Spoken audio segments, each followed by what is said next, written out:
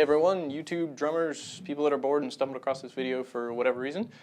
So I got done playing a gig this past weekend. The band I've been working with called Flashback Flash. Definitely check us out. Put the link below. I feel like we have pretty good music, but show turned out really nice. I had to obviously bring my drums downtown and then put them back in my studio. So I figured this would be a good opportunity to just kind of go through my setup, what all's involved when you have to reconstruct all the microphones, put everything back up, and just run a little bit through what I'm using kit-wise. So just figured I'd kind of shoot some video on this and see how it turns out.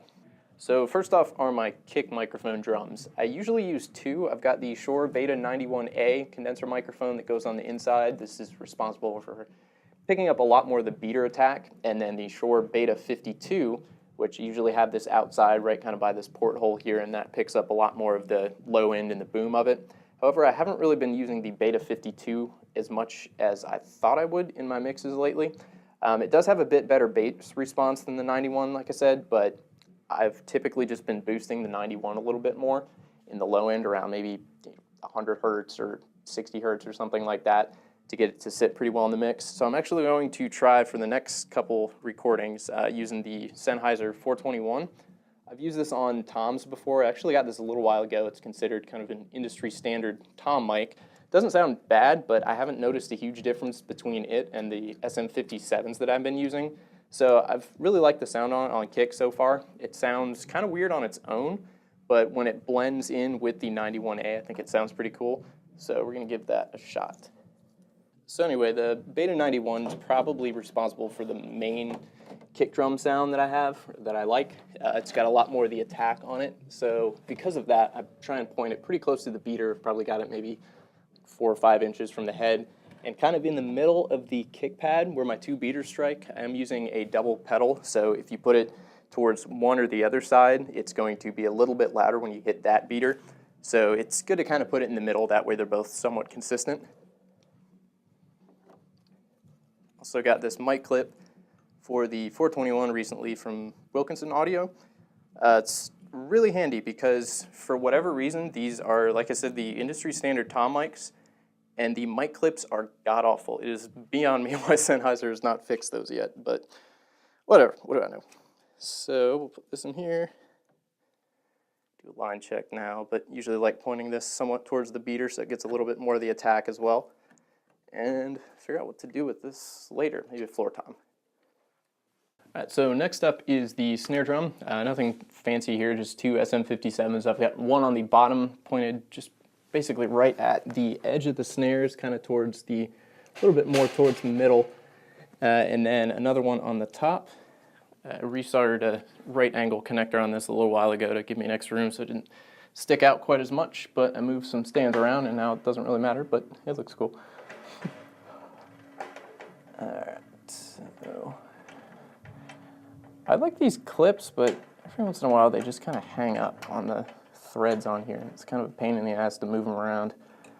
But that being said, usually just point it kind of right at the middle, about maybe 2 finger height down there. So I just switched to the Evans EC reverse dot head. I really like it so far. I've gone through a bunch of heads.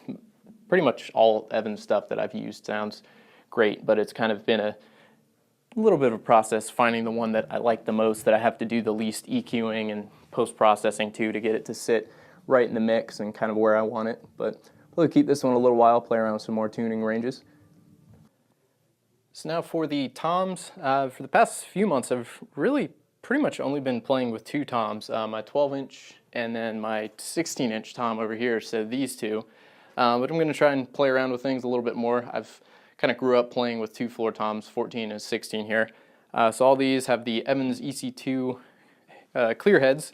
And for the toms and snare, like I said with the snare, I just use 57s. I've got a 58 on that just because I had another 58, not a 57, but they're the exact same mic minus the windscreen, so they don't sound any different. I do only have 4 of them, so 1, 2, 3, and then I've got the one under the snare. So I've had to get creative with the other floor tom at the moment. Like I said, normally I would use my 421 on one of them, but since I'm trying that out on kick, figured I'd try out the Beta 52 on the floor tom here, kind of see how that sounds. It's always kind of weird positioning these ones because with that, I'm kind of worried that I'm going to sit down and just smack it, but who knows, may have to move that around a little bit. And then this clip, typically I've been putting on the cymbal stand over here, because after a while that seems to kind of droop down, and there have been times when I've been recording and then all of a sudden I look over and the mic is just kind of resting right on the head, or it'll droop, or just, you know, kind of look like that. Well, not doing it now, of course, but it'll kind of fall over. So I'm going to play around with those a little bit and see how they sound. Probably have to reposition them a little bit more, but same thing with the snare. I'd usually like putting the tom mics kind of towards the center. That way you get the most attack out of it. So while I've got the camera here, I guess I'll also go over, so I'm using DW9000, got the double pedal. I don't have the slave pedal hooked up at the moment. I think it's in the corner over there. So I'll probably have to, you know, connect that here in a bit. The Iron Cobra hi-hat stands, I've had that for, God, probably almost a decade or so. Other than that, it's a Shure, what are these, SE215s? Single driver in-ears. They're not great, but they get the job done, and I've had them for a couple of years, no problems, so pretty good so far.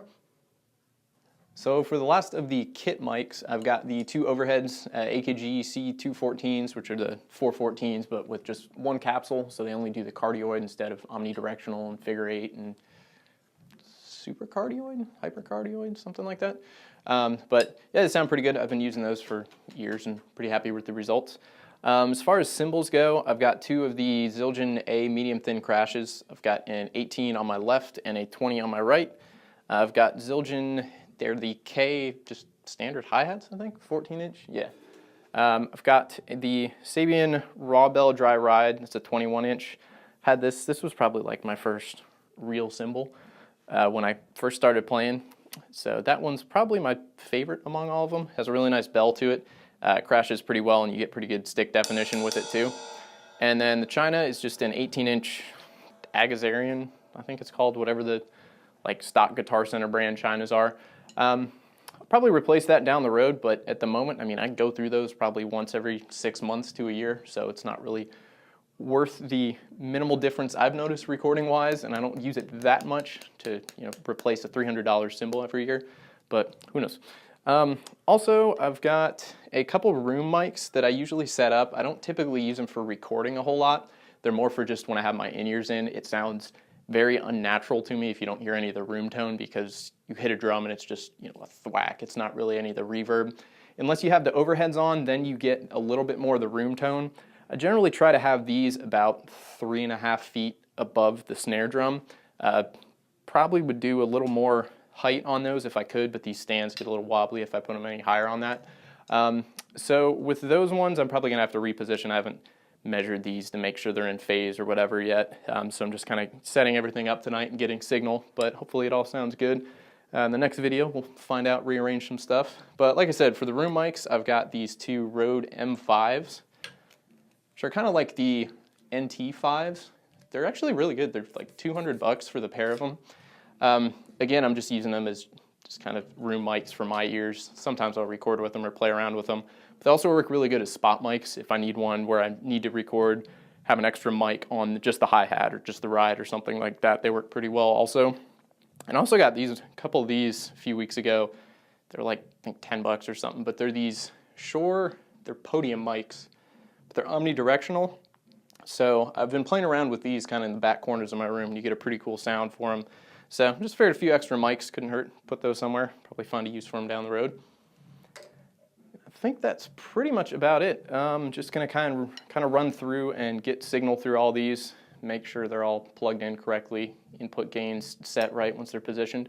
But that should be it. Hopefully the next video sounds pretty good with all the mics set up again and everything retuned. So thanks for watching, and I'll see you later.